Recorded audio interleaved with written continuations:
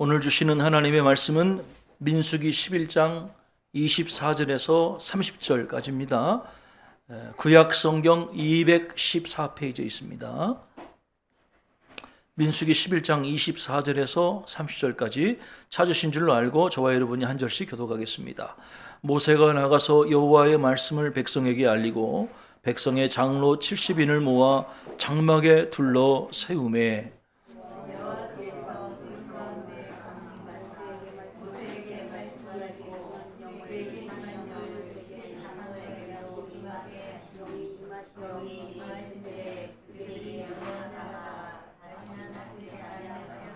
그 기명된 자 중 엘닷이라 하는 자와 메닷이라 하는 자 두 사람이 진영에 머물고 장막에 나아가지 아니하였으나 그들에게도 영이 임하였으므로 진영에서 예언한지라. 한 소년이 달려와서 모세에게 전하여 이르되 엘닷과 메닷이 진중에서 예언하나이다 하매 택한 자 중 한 사람 곧 모세를 섬기는 눈의 아들 여호수아가 말하여 이르되 내 주 모세여 그들을 말리소서. 모세가 그에게 이르되 내가 나를 두고 시기하느냐.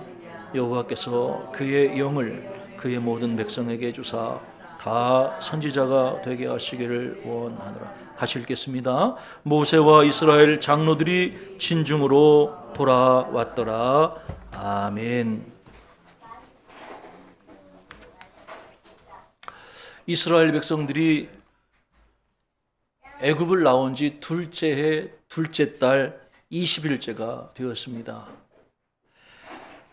증거의 장막을 덮었던 구름이 하늘 위로 높이 떠오르게 됐어요. 이는 이스라엘 백성들이 이제 시내산에 머물러 있지 말고 새로운 길로 출발하라는 하나님의 표적과 같은 것이었습니다. 구름이 그들을 이끌었죠. 구름은 하나님의 인도하심을 상징합니다. 이스라엘 백성들은 구름이 이끄는 대로 하나님의 인도를 받아 시내산에서 출발해서 바란 광야를 향해 출발하게 됐습니다. 맨 선두에 유다 지파가 섰어요. 그리고 그 유다 지파의 뒤를 따라 나머지 11지파들이 이렇게 일렬로 쭉 대열을 서게 됐죠. 레위 자손들이 있어요. 고핫, 게르손, 무라리 이런 자손들이죠. 레위 지파 사람들이 중간중간에 서게 됩니다. 그들은 어깨에 하나님의 성막의 기구들을 메고 그 대열에 함께 행진하게 됐죠. 누가 봐도 그 대열은 아주 질서정연한 하나님이 이끄시는 군대와 같은 조직이었어요. 하나님이 그들과 함께 하셨어요. 하나님이 그들과 함께 하셨기 때문에 앞으로 그들의 미래는 아마 반드시 승리하게 될 것이라고 기대하는 장면이기도 합니다.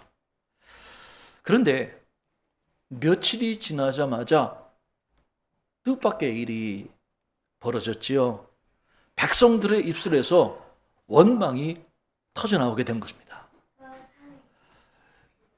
이스라엘 백성들은 하나님을 원망했고요. 뿐만 아니라 탐욕을 품기 시작했어요. 백성들은 울부짖었죠. 누가 우리에게 고기를 주어 우리를 먹게 하랴. 여러분, 사람들이 불평하고 탐욕하는 것은 대단한 게 아니에요. 먹는 문제가 참 중요한 것 같아요. 먹는 문제. 이 백성들의 먹는 문제가 해결이 되지 않으면 참 이게 함께 하기가 참 어려운 것 같아요. 그들은 애굽에서 살던 때가 훨씬 좋았다며 옛 과거 일을 추상하게 되지요. 생각해 보세요. 하나님은 그들을 위해 어떤 은혜를 베풀어 주셨지요? 매일같이 하늘에서 하늘 양식인 만나를 내려주셨어요. 여러분, 만나가 뭐지요? 가시처럼 생겼고 색깔은 그 진주처럼 그런 색깔을, 진주와 같은 색깔을 가지고 있던 양식이 만나라고 하는 양식이었죠. 이거는요, 맷돌에 갈아 먹을 수도 있었고 절구에 찧어 먹을 수도 있었고 솥단지에 넣고 삶아 먹을 수도 있는 음식이었어요. 전천후 음식이에요. 여러분, 광야에서 그들이 농사를 지어 먹은 게 아니에요. 사냥해서 짐승을 잡아먹은 것도 아니에요. 200만 명이나 되는 사람들이 매일같이 뭔가를 하루 세 끼 양식을 먹는다는 건 기적이잖아요. 근데 하나님께서 그들을 위해서 만나라고 하는, 얼마든지 가공해서 요리해 먹기 편리한 그런 음식을 하늘에서 내려주신 거죠. 더군다나 이 만나는 기름 섞은 과자 맛 같았어요. 밤마다 이슬이 진영에 내릴 때, 함께 만나도 함께 내렸어요. 그래서 아침에 이들이 일어나 보면 이슬이 맺힌 곳마다 만나가 함께 맺혀 있는 거예요. 그거를 주워다가 남녀노소 할 것 없이 그냥 누구나 주워다가 삶아 먹고 볶아 먹고 찌어 먹을 수 있는 아주 기가 막힌 음식이 만나라고 하는 음식이었죠. 이스라엘 백성이 거친 광야 생활을 하는 동안에 이러한 음식을 먹을 수 있었다는 것도 특별한 하나님의 은총이라고 저는 생각이 돼요. 하나님은 매일 그들을 하늘 양식으로 먹여주셨던 거예요. 일용할 양식으로 그들의 허기진 배를 채워주셨던 거죠. 그런데도 그러한 은혜를 받고 살아가는 이스라엘 백성들이 하나님께 감사하지 못하고 하나님께 원망하고 고기를 달라고 탐욕의 마음을 품게 된 것은 참 어떻게 생각해 보면 아이러니한 이야기라는 생각이 들어요. 인도 속담에 이런 속담이 있다고 그래요. 신발이 없다는 불평은 양쪽 발이 없는 사람을 만나기 전까지다. 우리는 신발이 없다고 불평할 수 있잖아요. 그러나 양쪽 발이 없는 사람들을 만나기 전까지 그 불평이 가능하다는 거잖아요. 사람은 울면서 태어나고요, 불평하며 살다가 실망하여 죽는다는 이야기도 있다는 것이지요. 혹시 여러분의 모습은 어떻습니까? 하나님의 인도와 보호하심을 받으며 살아가다가도 하나님께 감사하지 못하고 오히려 불평하고 욕심에 원망했던 적은 없습니까? 이스라엘 백성들을 이끌던 지도자가 있었습니다. 그의 이름은 모세였죠. 모세는 이스라엘 백성들이 하나님께 불평하고 탐욕의 죄에 빠져서 장막에서 울부짖는 소리를 듣게 됐어요. 마음이 아팠겠죠. 그리고 모세는 하나님 앞에 나아가 기도했습니다.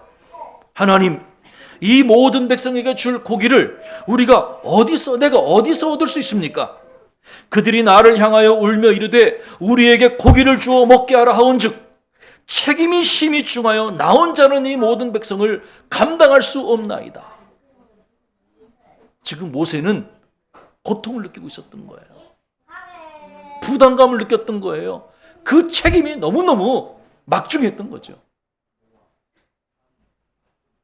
그는 차라리 하나님께서 이제라도 자신을 죽여서 자신을 평안히 조상들의 땅에 가게 하는 것이 더 나을지도 모른다는 기도를 드리게 된 것이죠. 이런 모세를 하나님께서 도와주십니다. 하나님은 모세를 위해 도울 자들을 예비해 주셨어요. 사실 그 전에도 도울 자가 있었어요.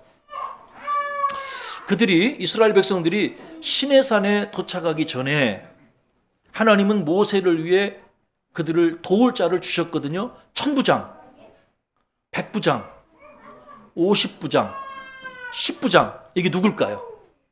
모세를 도와서 모세의 과중한 업무를 나누어질 재판의 업무를 감당했던 사람들이 이들이었어요.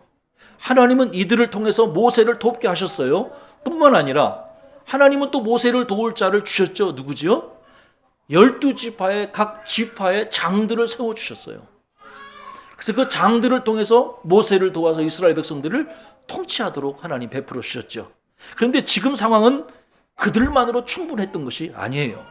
그들이 있음에도 불구하고 지금 모세는 굉장한 스트레스를 받았던 거죠. 그래서 하나님께서는 이제 그들을 새롭게 도울 사람들을 세워주시죠. 그들이 누구지요? 연륜 있고 경험 많은 70명의 장로들이었습니다. 나이 많고 경험 많은 70명의 장로들을 하나님께서 세워주신 거죠. 하나님은 70명의 장로들을 회막 앞에 모이게 하셨습니다. 그리고 그들이 회막 앞에 모였을 때 하나님은 구름 가운데 그곳에 강림하셨어요. 그리고 하나님은 모세에게 주셨던 그 하나님의 영을 그 70명의 장로들에게도 동일하게 하나님의 영을 부어주셨어요. 물론 딱 한 번 그 일이 있긴 했지만 그래도 70명의 장로들은 하나님의 영을 받고 예언을 하게 됐죠. 이게 어떤 의미가 있을까요? 이 체험을 통해서 70명의 장로들은 백성들을 다스릴 지혜의 영을 충만히 받게 된 거예요. 백성들을 다스릴 지혜의 영, 성령을 그들이 체험하게 된 것이죠. 그런데 오늘 본문에는 하나의 에피소드가 소개되거든요. 회막 앞에 모였던 70명의 장로들이 하나님의 영을 받아 예언을 했을 때 회막 앞에 나오지 못했지만 자기 장막에 있던 2명의 사람들도 하나님의 영을 받아 예언을 하게 된 것이지요. 여러분, 그 두 사람의 이름이 나오지요? 누구죠? 엘닷, 메닷이라고 하는 2명의 사람들이었어요. 이 두 사람들은요, 비록 70인의 장로들에는 들지 못했지만 그 명부에 기록이 되어 있던 사람들이에요. 그러니까 충분히 유력한 자였던 거죠. 한 소년이 이 소식을 듣게 되고 모세에게 그 소식을 전하죠. 그러자 모세를 섬기던 눈의 아들 여호수아는 그들이 예언하는 일을 멈추게 해달라고 모세에게 요청을 했던 거죠. 아마도 여호수아는 이 두 사람이 성령을 받아서 예언하는 일이 불법적인 일이라고 생각했던 것 같아요. 그리고 모세의 권위를 도전하는, 훼손시키는 막 그런 행위라고 판단을 했던 것 같죠. 그러나 모세는 이런 여호수아를 오히려 책망합니다. 내가 나를 두고 시기하느냐? 무슨 말이죠? 모세는 여호수아의 요청이 시기심에서 비롯된 것이라고 생각했다는 거예요. 모세는 오히려 하나님은 그의 영을 그의 모든 백성에게 주사 다 선지자가 되게 하시기를 원한다라는 말을 했던 것이죠. 이러한 그 모세의 말은 일종의 예언과 같은 것이었죠. 모세는 하나님의 영을 받는 것이 아주 특별한 엘리트, 특별한 특권층의 사람만이 소수가 성령을 받는 일이라고 생각하지 않았던 거예요. 특별한 권위의식, 엘리트주의.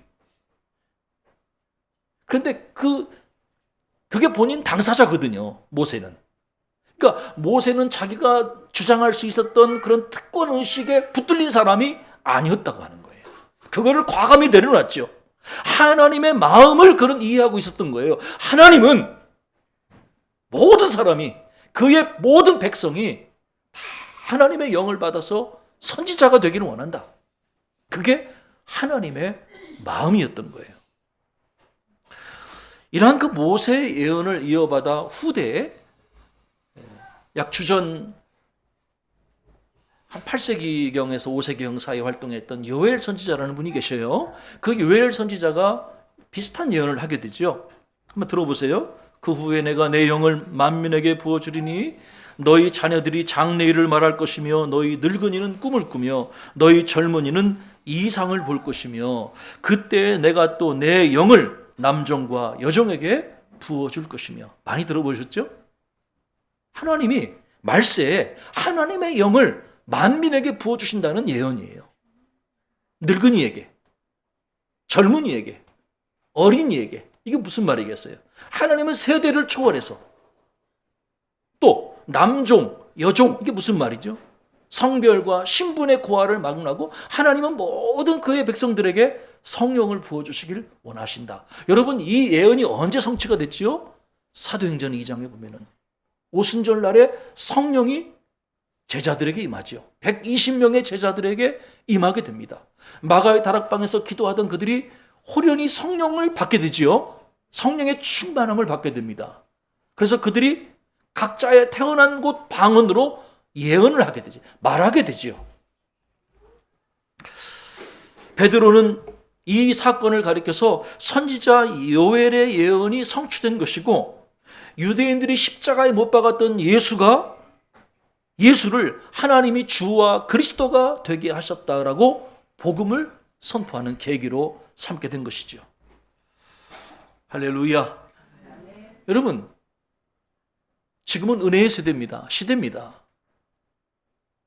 하나님께서 특별한 사람에게만 말씀하시고 특별한 사람에게만 성령을 주시고 예언하게 하신 것이 아니에요. 누구든지 예수 그리스도를 주로 고백하는 모든 하나님의 자녀들은 이미 성령을 받은 거예요. 저와 여러분에게 주의 성령이 우리 마음에 계신 겁니다. 그래서 우리가 성령을 받은 우리들은 이제 하나님의 말씀을 선포하게 되는 거예요. 이게 예언이에요. 예언이라고 하는 것은 우리가 장래일을 말하고 하나님의 말씀을 선포하는 거거든요. 그래서 우리가 성경 말씀, 하나님의 말씀을 특별히 주일에서 주일마다 설교자가 하나님의 말씀을 설교하는 것도 예언의 사역이라고 볼 수가 있어요. 지금 제가 여러분에게 예언하고 있던 거예요. 이게 어떻게 가능하냐? 이 제가 여러분에게 설교하는 것이 예언이라고 할 수 있는 근거는 성령님이 우리와 함께 계시기 때문인 거예요. 성령님이 그 일을 하도록 우리를 세워 주셨기 때문인 것이에요. 이걸 믿으셔야 됩니다. 자, 이와 비슷한 사건이 하나 또 있었죠. 그건 메추라기 사건이에요. 하나님께서 바람을 보내주시지요. 그래서 이 바다에서부터 하나님이 메추라기 떼를 다 모아다가 이스라엘 진영 사방에 하나님이 메추라기를 몰아주셨어요. 이스라엘 백성들이 만나로도 만족하지 못하자 하나님께서는 그들에게 고기를 먹이시기로 하나님께서 이 일을 행하셨던 거죠. 여러분 혹시 메추라기 아세요? 꿩과에 속하기도 하고 메추라기과에 속하기도 하는 그런 작은 새라고 그래요. 우리나라에서는 주로 가을에 볼 수 있는 철새이기도 하고요. 여러분 이제 가끔 식사하다 보면 메추라기 알 가끔 드실 때가 있을 것 같아요. 아주 작은 새. 예. 그래요. 하나님께서 그 메추라기 새들을 이스라엘 백성 사방에 진영에 보내신 거죠. 그래서 성경에 보면요, 참 재미난 표현이 하나님께서 메추라기들을 보내실 때 지면 위 2규빗쯤에 내리게 하셨다. 이게 무슨 말일까요? 2규빗이면요, 약 1m 정도 되거든요. 그러니까 여러분 그 새들은요 높이 날아요. 그런데 하나님이 바람을 막 땅으로 지면에 불게 하셔서 메추라기들이 위로 뜨지 못하고 딱 사람들이 잡기 딱 좋은 높이 1m 높이로 메추라기들이 사람 높이 눈높이로 날게 하셨다는 거예요. 이때 많은 사람들이 가장 적게 잡은 자도 여기 보면 10호멜을 잡았다. 가장 적게 잡은 자가 10호멜이었대요. 10호멜이 얼마인가를 찾아봤더니 2200리터라고 돼 있어요. 2200리터. 그러니까 이틀간 이들이 메추라기를 잡았는데 가장 조금 잡은 사람도 이틀간 2200리터의 메추라기를 잡았다는 거예요. 32절에 보니까 이들이 메추라기를 잡아서 어떻게 했느냐? 이 메추라기들을 지면 사방에 쫙 펴놨다고 돼 있어요. 여러분, 그걸 왜 펴놨을까요? 먹으려고 펴놓은 거예요, 그죠? 왜냐면은 아마 여러분 그 메추라기를 먹으려면 어떻게 되겠어요? 털을 뽑아야 되겠죠. 그리고 배를 갈라서 그 속에 있는 내장들을 싹 버려야 되겠죠. 그리고 배를 갈라서 햇볕이 들게 이렇게 말리기 시작했을 거예요. 그래야 요리를 해 먹을 수 있으니까. 고기를 해 먹는 방법이 그런 거 아니겠어요? 그래서 이 진 지면에 자기 집 사방 주변에다가 쫙 메추라기 떼들을 엄청난 메추라기들을 쭉 늘어놓은 거예요. 그런데 그냥 늘어놓은 게 아니라 이 행동에는 하나의 의도가 있었다고 하는 거예요. 거기 성경에 보면 그런 말이 있어요. 32절에 보면은 그들이 자기들을 위하여 지면 사면에 펴두었더라 이렇게 돼 있어요. 누구를 위하여? 자기들을 위하여 지면 사면에 메추라기들을 펴놓았다. 여기 자기들을 위하여라는 말은 사실은 안 들어가도 문맥이 자연스러운 말인데 굳이 이거를 집어넣은 이유가 뭘까? 하나님은 그들의 탐욕을 보신 거예요. 자기들을 위하여라는 말은 그들이 단지 메추라기들을 먹기 위해서 펴놓은 게 아니라 욕심껏 자기 탐욕을 만족시킬 듯이 과시하듯이 쫙 메추라기들을 집 사방에 내가 이렇게 많이 됐어. 이렇게 부자야. 이제 나는 먹고 살 걱정이 없어. 욕심을 채우듯이 그렇게 많은 음식들을 주변에 널어놨다는 거예요. 여러분, 건강하게 사시려면 음식을 맛있게 잘 드시면 돼요. 그런데 음식을 건강하게 맛있게 먹는 것 이상으로 여러분이 탐욕을 내서 이렇게 한번 얘기해보면 어떨까요? 내가 5만 원짜리 뷔페 식당에 갔어요. 어차피 내가 먹을 수 있는 양은 정해져 있는데 야, 이거 5만 원짜리네 생각하고 먹지도 못하는 음식을 접시에다가 잔뜩 담아서 테이블에 쫙 깔아놨다고 생각해 보세요. 그리고 거기서 조금만 먹고 대부분은 다 버려야 되는 음식이에요. 그게 뭘까? 탐욕이라고 하는 거예요. 탐욕. 그걸로 내가 만족할 수 있다고 생각하는 거. 그리고 그걸로 나의 탐욕을 채울 수 있고 남들에게 과시한다고 생각하면 그것은 바로 다 부질없는 짓이고 하나님 앞에 죄가 된다고 하는 거예요. 여러분, 탐욕을 품은 자에게 감사할 수는 없는 거예요. 맞지요? 우리는 일용할 양식이라고 생각할 때 감사하는 거지, 내가 탐욕을 채우기 위해서 음식을 갖다 놓으면 그것은 불평이고 감사의 제목이 되지 못하는 거예요. 그래서 이스라엘 백성들이 이 메추라기들을 진 사면에다가 쫙 펴놓았는데 자기를 위해서 그렇게 했다는 말은 그들이 탐욕의 죄를 지었게 됐고, 하나님께서 그들의 탐욕을 문제 삼으셔서 전체 이스라엘은 아니고 탐욕을 부린 이스라엘 백성들의 일부를 하나님이 심판하셨다 하는 거예요. 그래서 그곳 이름이 뭐지요? 기브롯 핫다아와로 정해진 거예요. 그게 무슨 뜻이지요? 탐욕의 무덤들이란 뜻이에요. 아니, 잘 먹고 잘 살기 위해서 음식을 먹은 게 아니라 탐욕을 부리기 위해서 음식을 먹다가 이가 그들의 그 음식이, 고기가 그들의 이 사이에 껴서 씹히기도 전에 하나님이 그들을 심판하셨다 하는 거예요. 여러분, 이야기 듣고 뭘 느끼세요? 인간의 탐욕이 필요한 것 이상으로 욕심을 내는 그것이 얼마나 하나님 앞에 무서운 죄가 되는지 우리가 깨닫게 되잖아요. 하나님이 주신 것에 일용할 양식에 감사하지 못하고 필요 이상으로 이렇게 과잉해서 뭔가를 음식이든 물질이든 모든 채워와 이걸 구한다는 거, 그것도 사실은 큰 욕심이라고 하는 거예요. 저와 여러분이 승리하는 삶을 살기 위해서 우리는 뭘 해야 되겠어요? 두 가지가 나오겠죠. 첫째는 탐욕과 이기심, 이거를 우리가 경계해야 된다는 거예요. 그러나 두 번째는 이것만으로 충분하지 않겠죠. 탐욕을 경계하는 것만으로도 충분하지 않아요. 저와 여러분은 오직 성령의 충만함을 하나님께 구해야 되는 거예요. 성령의 충만을 구하세요. 저와 여러분이 탐욕을 경계할 뿐만 아니라 성령의 충만함을 구할 때 하나님께서 약속하신 성령 충만의 은혜가 우리에게 임하게 될 거예요. 하나님은 구하는 자에게 주신 거거든요. 여러분, 육신의 양식을 구하는 것도 중요하지만 하나님의 성령을 구하는 것은 하나님이 더 기뻐하시는 일이라고 하는 거예요. 성령 충만 받을 때 우리는 이기심과 탐욕을 제어하고 승리하는 삶을 살게 되는 것이지요. 사도 바울이 뭐라고 합니까?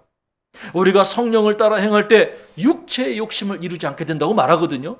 바울은 두 가지를 얘기해요. 육체의 일이 있고 성령의 일이 있다는 거예요. 육체의 일이 뭐예요?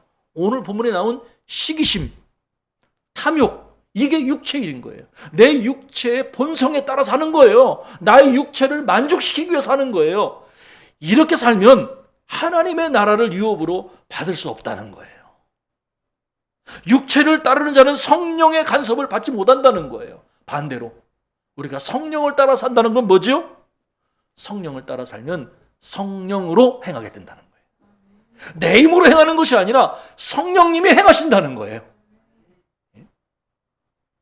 우리가 성령을 따라 살 때 내 안에서 일하시는 분은 성령님이신 거죠. 그리고 내 안에 성령의 열매가 맺히게 되는 것이죠. 이웃을 사랑하고 이웃과 화평하고 이웃과 기쁨을 나누면서 함께 더불어 사는 세상을 만들 수 있는 그 힘이 성령 안에서 우리에게 주어진다는 거예요. 여러분, 모세가 영적인 특권의식을 내려놨잖아요. 어떻게 성령님이 나에게만 임하셔? 하나님은 그의 모든 백성에게도 성령을 선물로 주시기를 원하신다라고 그렇게 선언할 수 있었던 이유가 뭐예요? 바로 모세가 성령의 사람이었기 때문에 가능한 거예요.